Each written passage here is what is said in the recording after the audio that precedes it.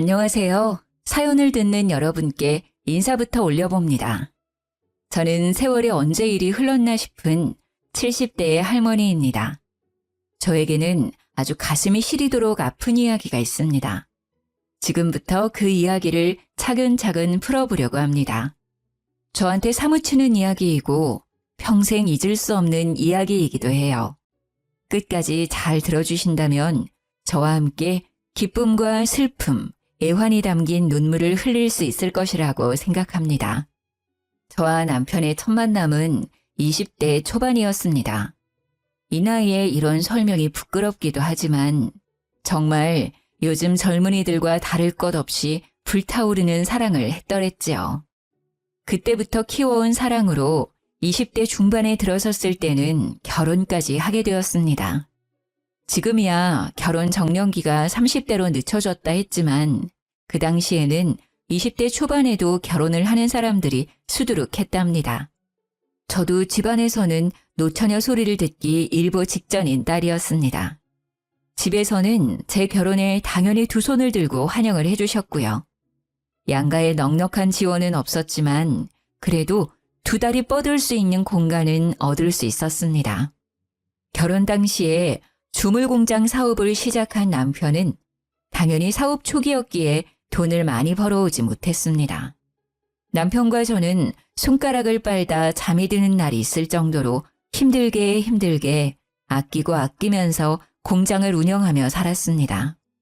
정말 어떤 날은 라면이 한 개밖에 남지 않아서 푹 끓여 면발이 퉁퉁 불어날 정도의 라면을 나눠 먹기도 했습니다. 그렇게 고생을 하다 보니 저희 부부에게 해 뜰 날이 언제쯤 올까 싶기도 하고 참 고민이 많았습니다.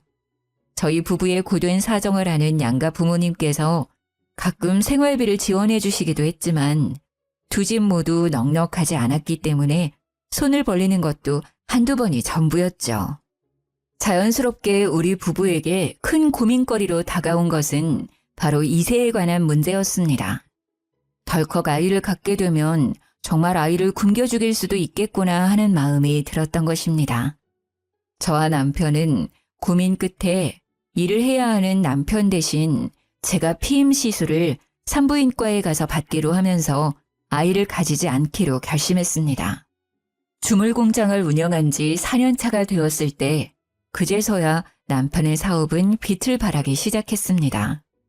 저희에게 단칸방 살림을 청산할 수 있는 기회가 생겼고 큰 집으로 이사를 가고 고기도 마음껏 먹을 수 있는 형편이 된 것입니다.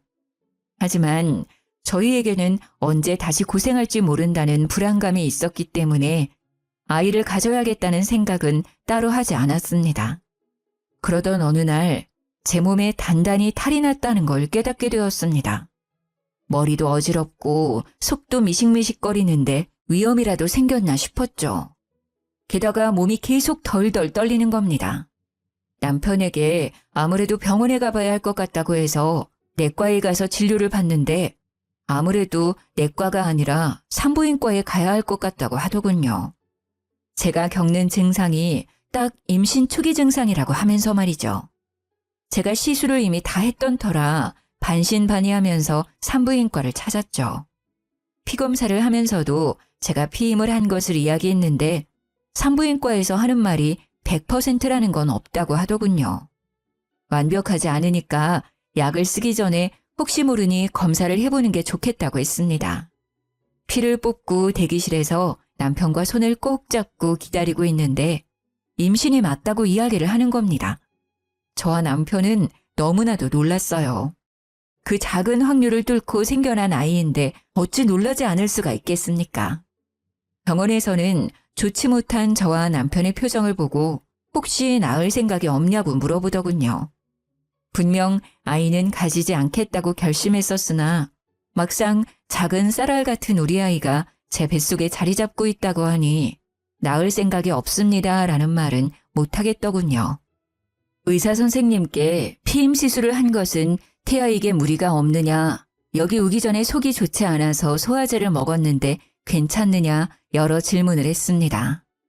의사 선생님께서는 별 문제 없을 거라고 초음파를 봐야 알겠지만 아직 얼마 되지 않았을 거라고 하더라고요. 초음파를 보니 임신 8주 차라며 아이 심장도 잘 뛰고 있고 지금 봐선 아무 문제도 없으니 산모님은 걱정하지 말라고 하시대요. 출산에도 전혀 무리가 가지 않을 거라고 하시며 저에게 임신을 축하한다고 말을 전해주셨습니다. 남편과 저는 그 작은 확률을 뚫고 생긴 우리 아이를 낳기로 결심했습니다. 그때부터 남편은 제 발이 닿으면 안 되는 사람처럼 저를 안고 업고 다니곤 했습니다. 시댁과 친정에서도 오랜 시간 아이 소식이 없었던 저희에게 축복이 찾아온 것이라며 진심으로 축하를 해주셨습니다. 10개월을 꼬박 품었던 우리 아이가 우렁찬 소리를 내며 제 품 안에 핏덩이인 채로 안겼을 때는 정말 눈물이 앞을 가렸습니다. 너무너무 아프고 힘든 출산이었음에도 불구하고 그 아픔이 전부 잊혀지는 듯한 기분이 들었죠. 아이를 낳고 몸조리를 하고 회복을 하는 도중에도 시댁이고 친정이고 할 것 없이 저의 손발이 되어주셨고 많은 도움을 주셨습니다. 아무것도 모르는 초보 엄마를 위해 양가 어르신들이 두 팔을 걷고 나서주신 것이죠. 전몸살이라도 나면 친정어머니고 시어머니고 할 것 없이 제 몸살을 풀어주시려 온몸을 주물러 주시기도 했고요. 아이가 하도 울어대니 그 아이를 업고 달래느라 잠이 부족한 저를 위해 시부가 아이를 대신 달래주시기도 했죠.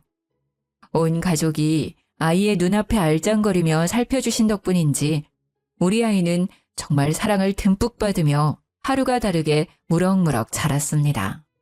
거기다가 집에 떡하니 아들을 낳은 덕에 시댁에서도 친정에서도 서로 경쟁하듯이 지원을 해주시고 싶어 하셨습니다.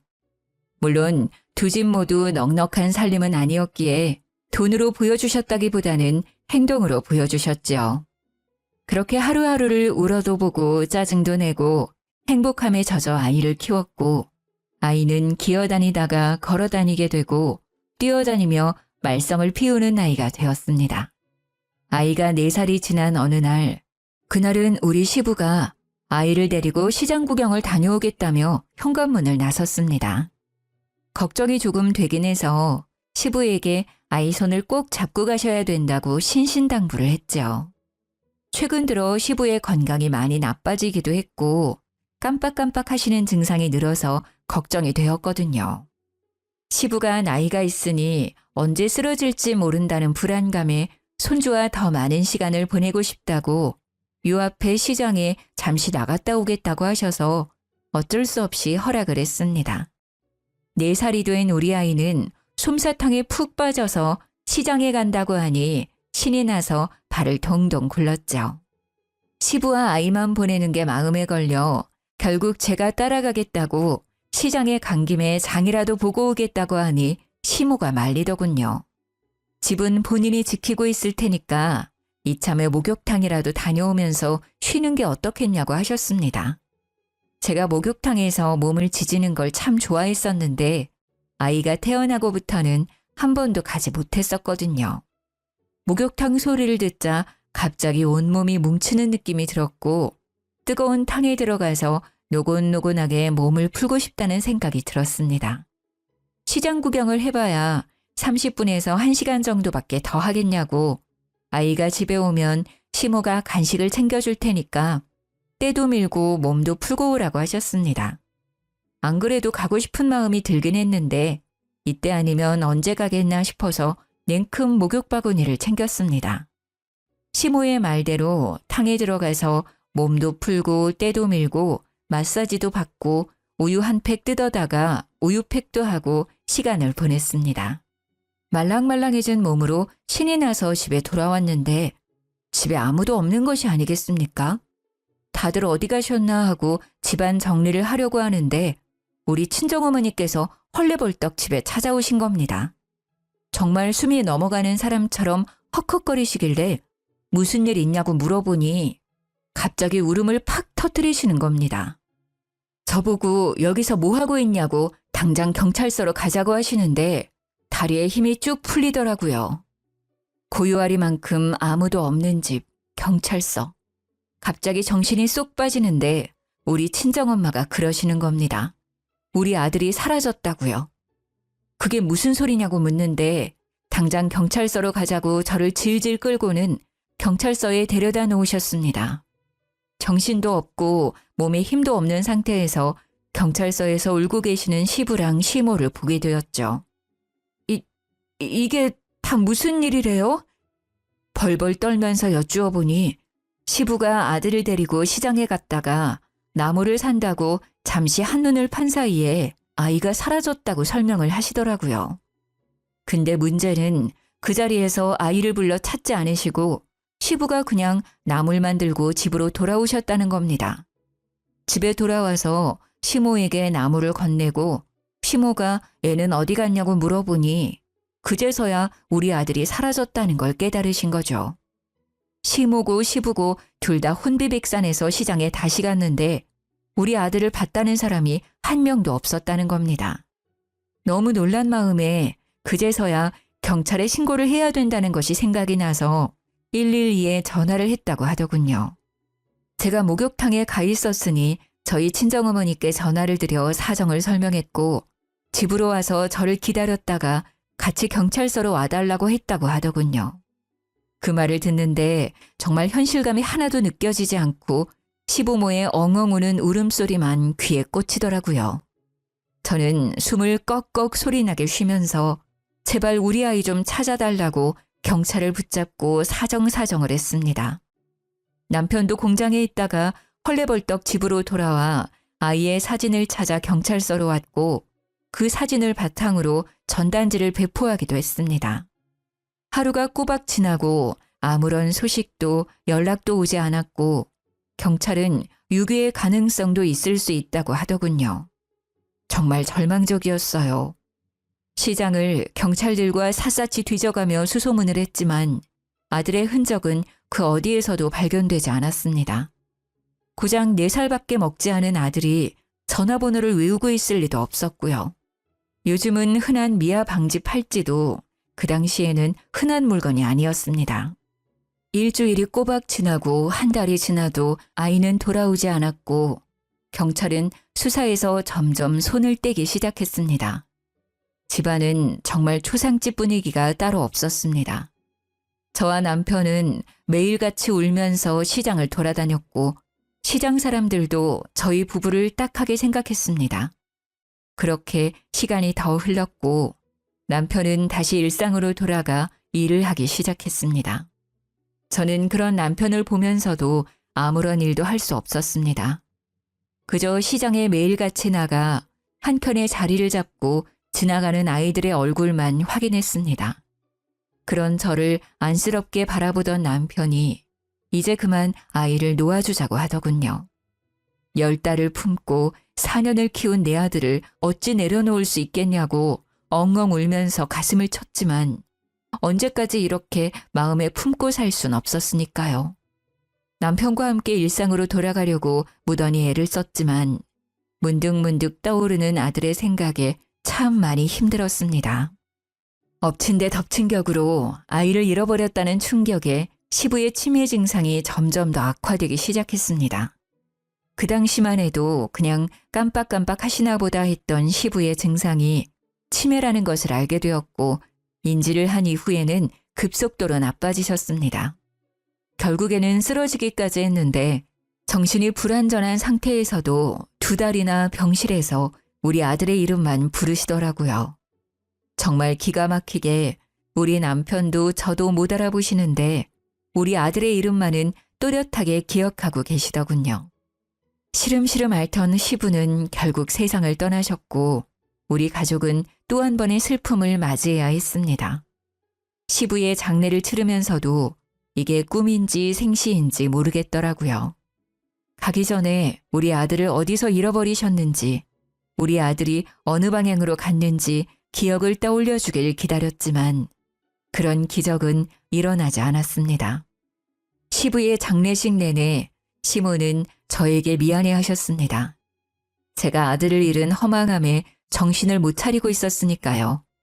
그때 우리 친정어머니께서 아이를 입양해서 키워보는 건 어떻겠냐고 넌지시 운을 떼셨습니다. 우리 아이를 잃고 난 이후 둘째를 가지자던 남편에게 절대로 아이를 가지지 않을 거라고 선언을 했거든요. 우리 애 이렇게 가슴에 묻어두고는 못 산다고. 그렇게 강경한 태도를 고수했는데 입양은 또 다른 문제잖아요. 입양 이야기를 꺼내니 남편도 시모도 저의 눈치만 살피시고 있더라고요. 우리 친정어머니께서 제 손을 꼭 잡으시면서 우리 아이가 살아있다면 어딘가에서 누군가의 보호를 받고 살고 있지 않겠냐고 하시더라고요. 우리 애가 사랑받으면서 자라길 바라는 마음에 같은 처지에 있는 아이들을 입양해 키우는 게 좋지 않겠냐고 하셨습니다. 처음에는 싫다고 이야기를 했지만 곰곰이 생각해보니 친정어머니의 말이 가슴에 콕 박히더라고요. 우리 아이가 정말 누군가의 보살핌을 받고 있다면 저도 보살핌이 필요한 아이들을 돌봐주는 게 맞겠다는 생각이 들었습니다. 3개월간 치열하게 고민을 했고 결국 저는 아이를 입양하겠다는 결심을 내리게 되었습니다.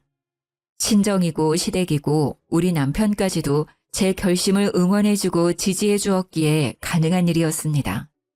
고아원으로 찾아가 입양 계획서를 작성하고 우리 아이와 동갑인 남자아이를 입양하기로 결정을 내렸습니다. 그런데 원장 선생님과 이야기를 나누고 있는데 말도 잘 못하는 여자애기가 오빠 오빠 하면서 울고 있는 겁니다. 넌 누구니? 하고 물어보는데 애기가 아무 말도 못하고 엉엉 울더라고요. 알고 보니까 친동생은 아닌데 고아원에서 같이 생활하면서 친동생처럼 지내던 아이라고 하더군요. 제가 입양을 하려던 아이는 우리 아들이랑 동갑인 5살이었고 그 여자아이는 4살이라고 했습니다. 그 이야기를 듣는데 우리 아이를 잃어버렸던 시기가 딱 4살 때였다는 게 생각이 나면서 여자아이가 눈에 밟히더군요. 결국에는 남편과 상의를 하여 그 여자아이까지 2명을 모두 입양하기로 결정을 내렸습니다. 입양 준비가 끝나고 아이를 둘 다 집으로 데려왔습니다. 후적에도 당당하게 입양했다는 사실을 올려주었습니다. 정리된 등본을 보는데 사망 신고를 하지 않았기에 실종으로 처리가 되어 있는 우리 친아들을 보며 또 한 번 가슴이 찢어지는 고통을 느끼게 됐죠. 하지만 저는 꿋꿋하게 마음을 잡고 입양한 2자식을 내 자식이다 생각하면서 키우기 시작했습니다. 아들 하나, 딸 하나. 주변에서는 제가 아이를 잃고 입양을 하고 아이들에게 정을 붙이려고 노력하는 모습을 보면서 많은 도움을 주셨습니다. 우리 아들을 잃어버렸던 트라우마가 단단히 있었던 터라 아이들이 절대로 혼자서 돌아다니지 못하게 했지요. 아이들이 자라서 중학생이 되고 고등학생이 되고 대학생이 될 때까지도 물가에 내놓은 아이 보듯 돌봤습니다. 물론 아이들은 자기들도 다 컸다고 저에게 몇 번 반말을 하긴 했지만 저는 꿈쩍도 하지 않았습니다.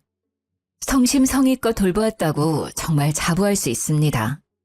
남편의 주물 공장은 남부럽지 않게 잘 돌아가고 있었고 저에게는 가슴으로 낳은 2자식들이 든든하게 버텨주었습니다. 아이들이 취업을 할 때까지도 아이들의 일상을 시시콜콜 확인하고 있었는데 어느 날 아들이 그러더군요. 제가 너무 자신의 일상생활을 쥐고 흔들어서 숨이 막힌다고요. 자기를 아직도 5살 먹은 아이로 보는 것 같다고 이제는 자유롭게 살 수 있게 냅두라고 하더군요. 머리를 한 대 띵 하고 맞은 기분이 들었습니다. 저는 아이를 잃어버린 트라우마로 조심했을 뿐이라고 생각했는데 아이들에게는 그게 감옥 같았다고 하더라고요. 이제 취업도 하고 결혼도 하고 해야 하는데 나중을 생각하면 미리 말해두는 게 좋을 것 같다는 생각을 했대요. 그러면서도 제 눈치를 보는데 그제서야 우리 애들이 성인이구나. 이제 모든 걸 다 스스로 할 수 있는 애들이구나 하는 걸 느꼈습니다. 그 뒤로 저도 아이들에 대한 간섭과 관심을 조금 줄이게 되었죠. 세월이 흘러 아들이 중소기업에 취업을 하게 되었고 딸은 백화점에 취직을 하게 되었습니다. 둘 다 취직을 하고 나니까 회식이다 야근이다 하면서 집에 늦게 들어오는 일이 잦아지더라고요.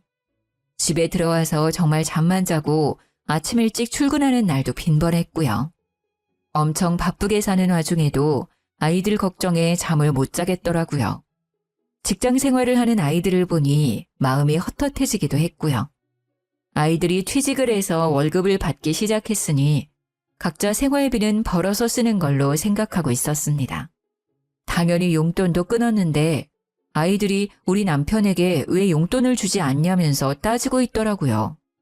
제가 너희들도 돈을 벌고 있는데 웬 용돈 타령이냐고 했죠. 그러니까 애들이 너무 당당하게 자기들 월급은 카드값으로 이미 다 나가고 없다면서 현금을 좀 달라고 하는 겁니다. 카드를 도대체 얼마나 긁어댔으면 월급이 하나도 남지 않냐고 하니까 딸이 하는 말이 취업도 했으니 명품 가방도 하나 필요하고 옷도 새로 샀다고 하는 겁니다. 사치를 부리느라 카드값이 어마어마하게 나왔다면서 용돈을 넉넉하게 달라고 손을 내밀더라고요. 아들에게 너는 왜 월급을 탕진했냐고 물으니 출퇴근하는데 필요할 것 같아서 차를 샀다고 하는 겁니다. 문제는 지 월급이 뻔한데도 불구하고 차는 좋은 거 끌고 다녀야 하지 않겠냐고 외제차를 떡하니 구입해서 온 거죠. 순간 골이 띵하고 아파서 머리를 부여잡으니 애들이 잔소리를 듣기 싫었는지 먼저 선수를 치더군요. 지네들이 친자식이 아니라서 용돈도 이제 안 주는 거냐며 다른 집은 취업 선물로 가방도 사주고 차도 사준다고 하더라고요. 그 말에 평생을 내 자식처럼 보살폈던 아이들에게 상처를 입었습니다. 남편이랑 저랑 둘 다 하늘이 무너지는 듯한 기분이 들었습니다. 저도 순간 마음이 격해져서 아이들에게 큰 소리를 내고 말았죠. 내 자식 잃고 너희들 데려다가 내 자식처럼 키운 거 다 알고 있지 않냐고요. 가슴으로 낳은 자식이다 생각하고 평생 뒷바라지를 했는데 그런 소리를 할 수 있냐고요. 엄마, 농담이지. 뭘 그렇게까지 정색을 하고 그래? 그러지 말고 용돈이나 좀 줘요. 라고 했습니다. 아이들은 그 이후로도 간간히 돈이 없다며 남편과 저에게 용돈을 타갔습니다. 남편의 주물 공장이 그나마 건재했기에 가능한 일이었습니다. 애들이 사회생활을 하면서 돈을 쓰는 게 무섭지도 않은지 물 쓰듯이 쓰더라고요. 월급 200만 원 받는 걸로 사치를 어찌나 하던지 딸방에는 점점 명품 가방이 늘어났고 아들은 차에 돈을 쏟아붓더군요. 저와 남편은 기가 막혀서 혀를 내두를 정도였습니다. 그렇게 철없이 살기를 몇 년.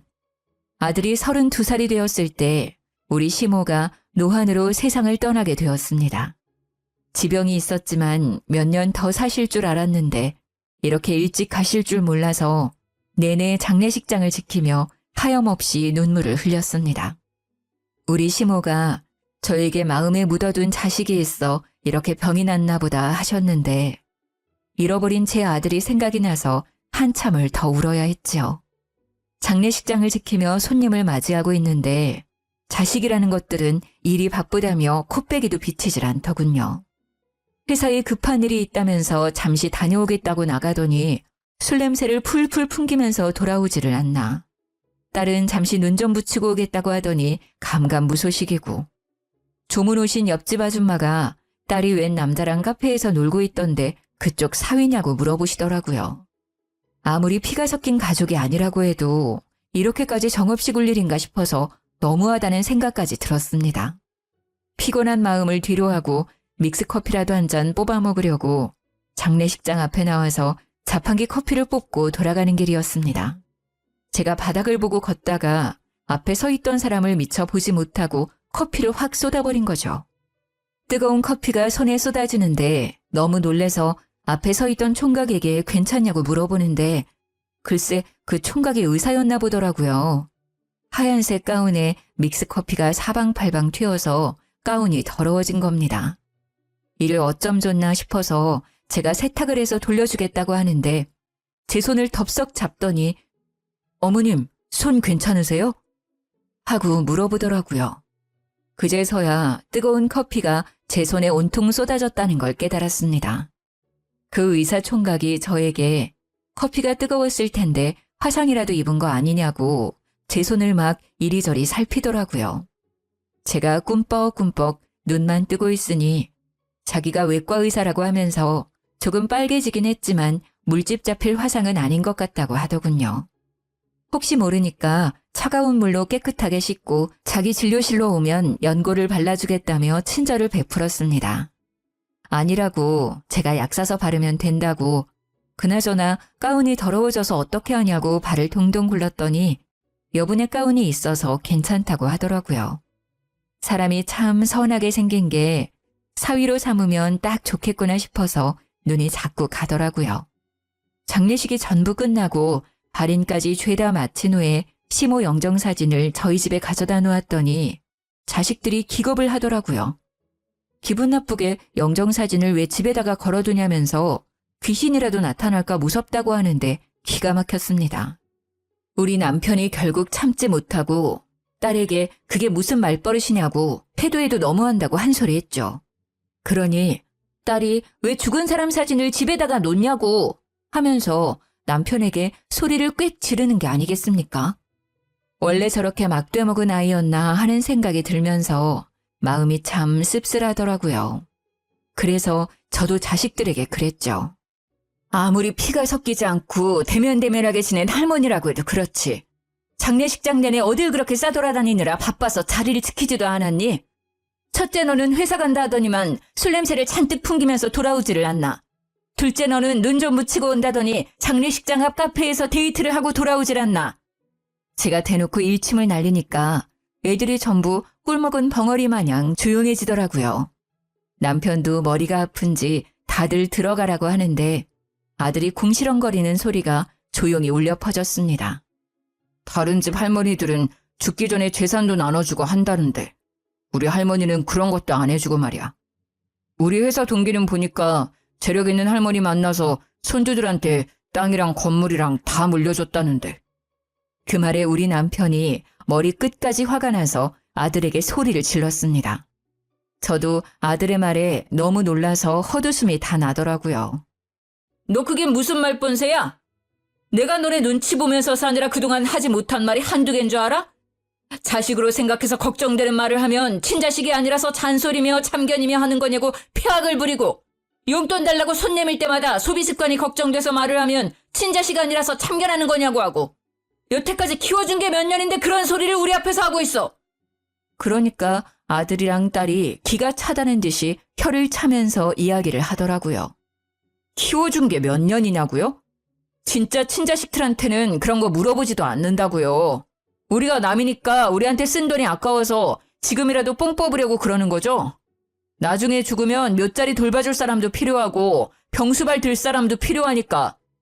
그 말에 저랑 남편은 정말 뒤로 넘어가는 줄 알았습니다. 남편이 이건 아니다 싶었는지 아들이랑 딸을 향해서 강단 있게 이야기를 했지요. 너네도 이제 다 컸고 직장 생활도 하니까 집 얻어서 나가 살아라. 나도 이제 네 엄마랑 오순도순 노 즐기면서 살아보련다. 그 말에 아이들이 갑자기 돈 한 푼 없이 어디를 나가 살겠냐고 집이라도 얻어주고선 그 말을 하라고 하더군요. 누가 보면 집이라도 맡겨놓은 사람처럼 당당하게 구는데 우리 남편이 기가 막히다면서 알아서들 하라고 일침을 놨습니다. 나이가 둘 다 30살이 넘었는데 그 정도 능력도 없으면 앞으로 어떻게 가정을 꾸리고 살 거냐고 원룸 하나 얻을 돈은 모아뒀어야지 했어요. 애들이 그제서야 남편이 진심으로 한 이야기라는 걸 알았는지 저에게 달라붙더라고요. 엄마, 우리 진짜 내쫓을 거 아니지? 우리를 친자식이라고 생각한다며 하면서 말이죠. 손바닥 뒤집듯이 태세를 바꾸는 아이들을 보면서 팔뚝에 소름이 돋을 지경이었습니다. 저도 남편의 뜻을 따라 모르겠다고 나도 네 아빠 말대로 할 거라고 하고는 방에 들어와 문을 닫아버렸습니다. 그 다음 날부터는 진짜 내쫓길까 무서웠는지 지들이 집 청소도 하고 설거지도 하면서 우리 부부 눈치를 보더군요. 그렇게 유예기간을 주고 1년을 더 보낸 어느 날 아들이 결혼을 하겠다면서 여자를 하나 데리고 왔습니다. 양가에서 허락만 한다면 당장 결혼하고 싶다고 하는데 예비 며느리가 한다는 소리가 아주 가관이었습니다. 아버님이 공장 운영하시면서 돈을 꽤 번다고 하던데 맞나요? 그러면 집은 강남에다가 얻어주실 수 있죠? 저도 결혼하고 나면 일 그만두고 싶은데 생활비 좀 보태주실 수 있나요? 그 말에 우리 남편이 열이 받아서 생활비를 왜 우리가 보태주냐고 결혼했으면 가정은 스스로 돌보는 거라고 했습니다. 그러자 입을 삐죽이면서 대뜸 우리 아들한테 결혼을 다시 생각해보자고 하고 자리에서 일어나더라고요. 뭐 저런 게 다 있나 하는 얼굴로 바라보고 있는데 아들이 벌떡 일어나서는 아빠 하면서 남편을 부르더라고요. 저랑 남편은 결국 며칠간의 논의 끝에 아들에게 집은 구해주고 생활비는 보태주지 않는 방향으로 합의를 보고 결혼을 시켰습니다. 강남은 아니었지만 회사 가까운 곳에 집을 얻어주면서 더 이상 우리에게 돈돈거리지 말라고 선언을 했죠. 아들 장가 보내고 한시름 놨다 싶었는데 몇 개월 뒤에 딸도 결혼을 하겠다고 하면서 오빠한테 집을 해줬으니 자기도 해달라고 하더군요. 둘 다 자식인데 어떻게 한 놈만 해주고 한 놈은 무시할 수 있겠습니까? 남편이 공장 대출을 받아서 집을 해주고는 저에게 공장 대출금만 갚고 나면 모든 걸 다 정리하고 쉬자고 하더군요. 5년이란 세월이 흐르는 동안 공장을 담보로 저금리 대출을 받았던 돈은 다 갚았고 공장도 웃돈을 주고 팔았습니다. 우리 자식들은 아들, 딸을 낳고 잘 살고 있었고 저희 친정엄마는 노환으로 인해 병원에 입원을 하게 되었습니다. 병원에 입원해 있는 동안 우연히 예전에 커피를 쏟았던 그 의사 선생을 다시 만날 수 있게 되었습니다. 우리 친정엄마가 병원에 입원해 있어서 자주 온다고 하니 가끔 병실에 인사도 하러 오고 같이 자판기 커피를 뽑아 마시며 시간을 보내기도 했죠. 물론 의사 선생이 많이 바빠서 오랜 시간 이야기를 나눌 순 없었지만 일주일에 한두 번 5분에서 10분 이야기를 나누는 시간이 참 즐거웠습니다. 우리 아들이 40살이 되었을 때 제 나이도 70살이 되었는데 칠순잔치를 하자고 하더군요. 아이들이 먼저 말을 꺼내길래 당연히 자식들이 준비해 주는 줄 알았더니 지들은 돈이 없으니 저보고 예약을 하라고 하더군요. 고급 호텔에서 격식 있게 하자며 1,000만 원이 든다고 말하는데 어휴, 제가 올 사람도 많지 않은데 뭘 그리 비싼 곳에서 하자고 하냐. 그냥 가족들끼리 간단하게 밥 먹고 끝내자고 했습니다. 제 생일잔치에 제 돈 내고 그리 비싼 곳에서 할 필요가 없었으니까요. 그러니까 자식들이 공장 팔아서 돈 좀 받지 않았냐고 자기들 처가 시댁 식구들에게 자랑을 좀 하게 돈을 쓰라고 하는 겁니다. 결국 제가 원하던 조용한 생일잔치는 사라지고 원하지 않게 모든 일가 친척을 다 초대해서 호텔에서 잔치를 하게 되었습니다. 잔치가 끝나갈 무렵에 친정어머니께서 입원해 있던 병원에서 급하게 연락이 왔습니다. 저는 전화를 받고 놀라서 잔치 중간에 뛰쳐나가 병원으로 달려가게 되었죠. 제 칠순잔치 날 92살이시던 우리 친정어머니께서 깊은 영면에 잠기셨습니다.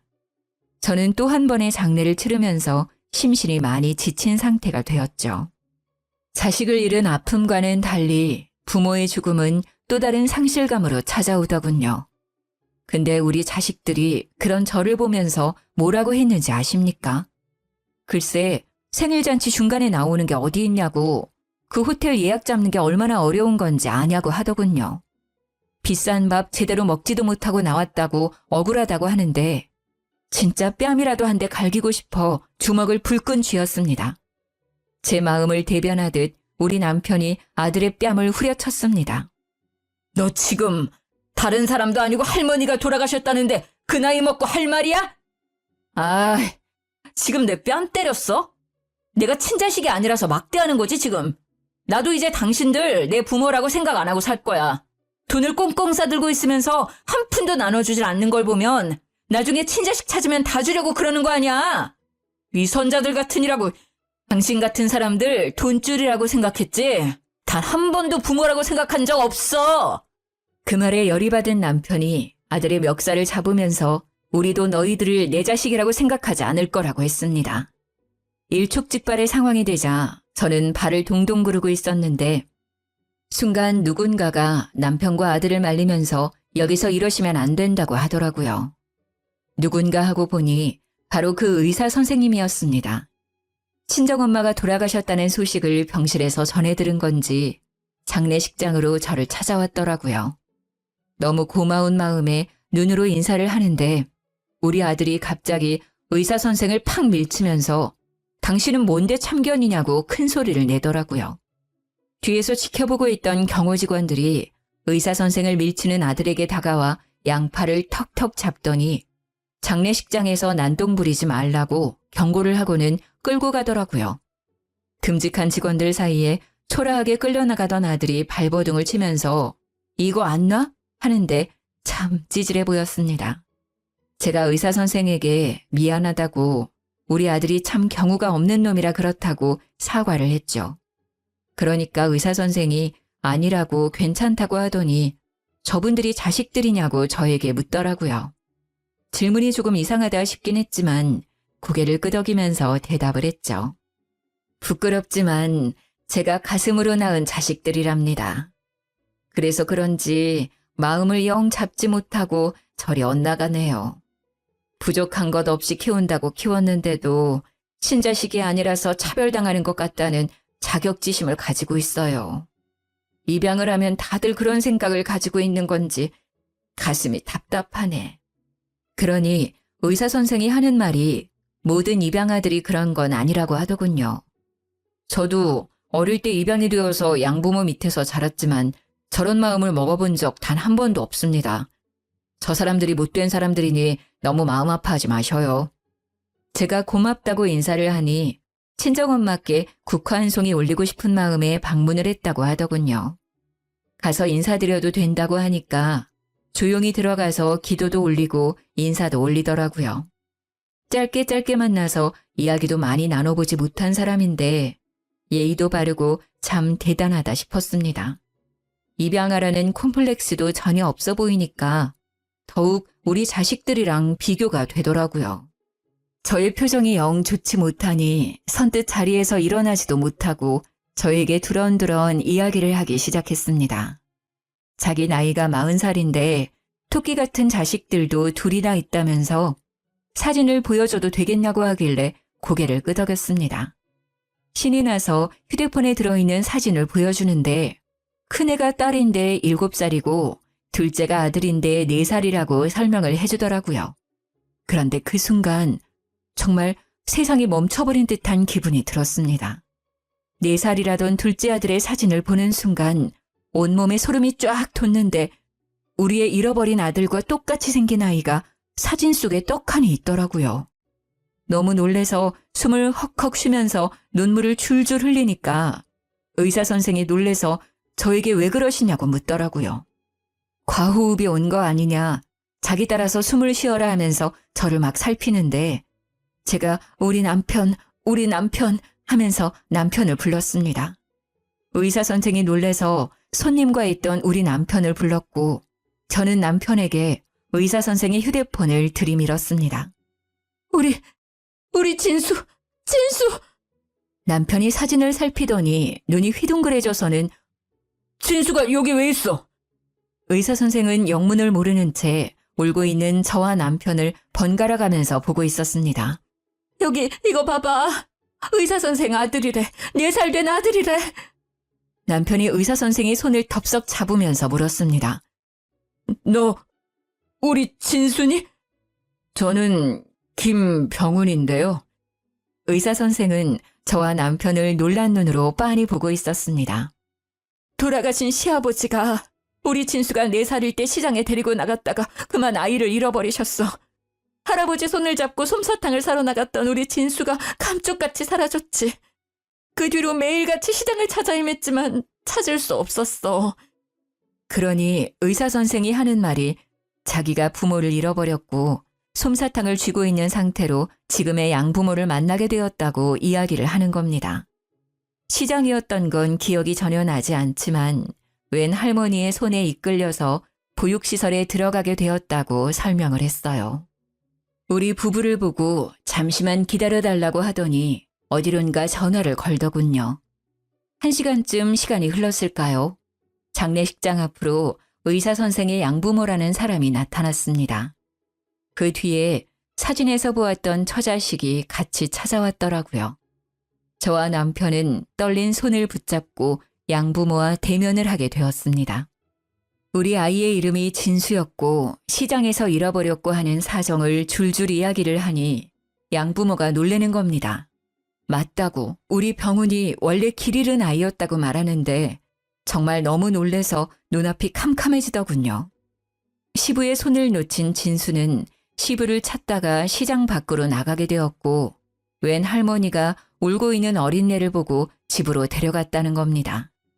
배가 고프다고 우니까 간식을 먹이고 경찰서에 데려다 놨는데 시장이랑은 거리가 좀 있었던 거죠. 지금처럼 인터넷이 있던 시절이 아니니 경찰끼리 협조가 잘 되지 않았고 결국 보육시설에 연계가 된 것이었습니다. 거기서 지금의 양부모에게 입양이 되었고 이진수에서 김병훈으로 이름까지 바뀌게 된 것이었죠. 그러니까 의사 선생이 정말 잃어버린 우리 아들 진수였던 것입니다. 우리는 바로 유전자 검사를 의뢰했고 천국과 지옥을 오가며 2주를 버틴 결과 친자가 일치한다는 결과를 받게 되었습니다. 양부모도 우리 아들 진수도 진수의 처와 자식들까지도 우리 부부에게 고생했다고 눈물바람으로 인사를 전하더라고요. 저희도 고생했다, 고맙다, 버텨줘서 고맙다 인사를 했습니다. 그 뒤로 진수는 저희와 양부모를 오가며 아들 노릇을 톡톡히 하기 시작했습니다. 며느리와 손주들까지도 얼마나 성심이 곱던지 뒤늦게 나타난 저희 부부가 부담스러웠을 텐데도 진심을 다해 살갑게 굴더군요. 낯설어하는 손주들과 친해질 수 있도록 따로 시간까지 마련해 주었습니다. 장례식장에서 그 소란이 일어난 이후 우리는 입양한 아들, 딸과는 완전히 인연을 끊었습니다. 간간히 주던 생활비를 끊어버리니 또 한 번 난리를 쳤죠. 손주들 조기 유학을 보내야 한다며 지원을 해달라고 뻔뻔하게 굴길래 내쫓았습니다.